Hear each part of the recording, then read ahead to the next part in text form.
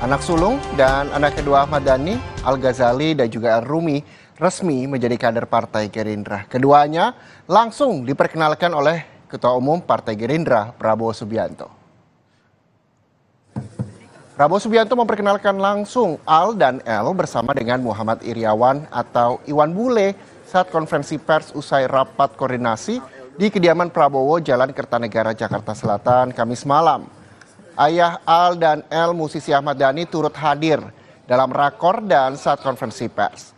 Prabowo menyebut akan ada banyak anak muda yang bergabung ke Gerindra yang merupakan masa depan partai. Apalagi kalian pasti nanya wapresnya siapa, ya kan? Wapresnya siapa? Tenang, akan ada, tenang. Kriteria yang paling utama adalah dedikasi kepada rakyat, ya.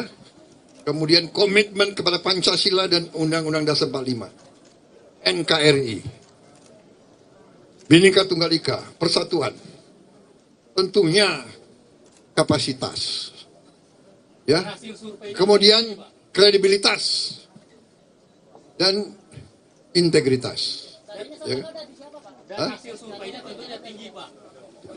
Dan hasil surveinya lumayan. Selanjutnya